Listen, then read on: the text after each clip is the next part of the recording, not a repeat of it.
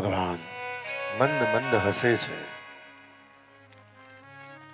શુલભાજી ધડ ધડ ધડ ધડ.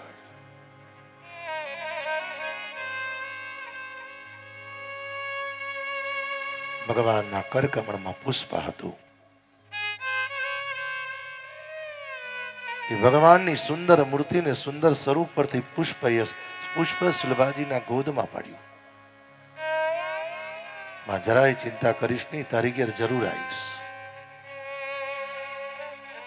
વિદુરજી નિત્ય કર્મ પૂર્ણ કર્યું. દેવી ચલો, હમણાં ભગવાનનો રથ હસ્તિનાપુરના પાદરમાં આવશે, તમને ને મને દર્શન નહીં થાય.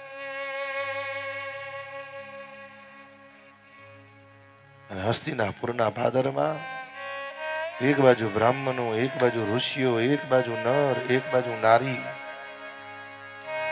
વિદુને શુલભાજી 12 વર્ષથી ભાજીને રોટલો ખાયના શરીરમાં તાકાત કેટલી હોય છે. એક ધક્કો વાગ્યો, વિદુર શુલભાજી એકદમ પાછળ. અને જીવા ભગવાને હસ્તિનાપુરમાં પ્રવેશ કર્યો. અને બ્રાહ્મણો વેદઘોષ કરી રહ્યા છે. હરિ ઓમ બ્રહ્મ જજ્ઞાનમ પ્રથમં પુરસ્તાદ દ્વિષીમતઃ સુરુચો વેદ આવહ સબુદ્ધ્યા ઉપમા અસ્ય વિષ્ટા સતશ્ચ જોનિમ સતશ્ચ વિવહ. બ્રાહ્મણો વેદઘોષ કરી રહ્યા છે સાહેબ. અને જ્યાં ભગવાન દ્વારિકાનાથનો રથ હસ્તિનાપુરમાં પ્રવેશ કર્યો, વિદુને શુલભાજી એક ખૂણામાં ઉભા ઉભા વંદન કરે છે. પ્રભુને વિનંતી કરે, કૃપાનાથ મારા દ્વારે પધારજો. ભગવાનની આંખ અને વિદુરજીની આંખ એક થઈ. હળવે રહીને હરિએ કહ્યું, કાકા ચિંતા કરશો નહીં, હું જરૂર આવીશ. પતિ પત્નીના નેત્રમાંથી અશ્રુ પડે છે. અને ભાઈ ભગવાન દ્વારિકાધીશના ચરણો પર એક ધક્કો વાગ્યો. ભગવાનનો રથ પ્રયાણ કરતો કરતો હસ્તિનાપુરના ધતરાસના મહેલના નિકટમાં આવ્યો. દુર્યોધન સોનાની જારી લઈને આવ્યો ભગવાનના ચરણો પખાડવા. અને અમુકને તમે જોજો આવા નાટક કરતા બહુ આવડે. જિંદગીમાં એને બોલાવીને એની યાદ ના કરે.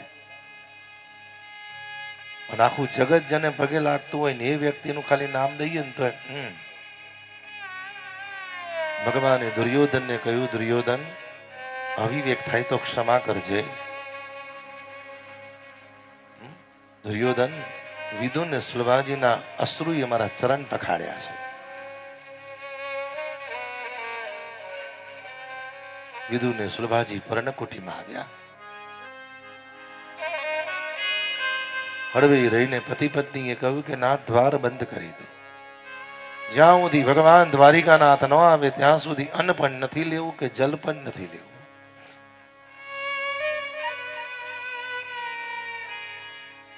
ભગવાન બપોરના 12 વાગ્યા.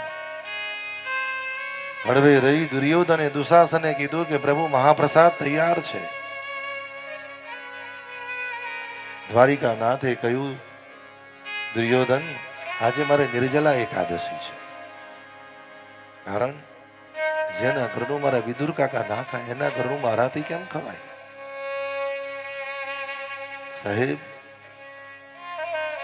વર્ષો પહેલા અમુકને કહ્યું ને, વર્ષો પહેલા અમુકને પોતાનું સમાન વાલું હતું.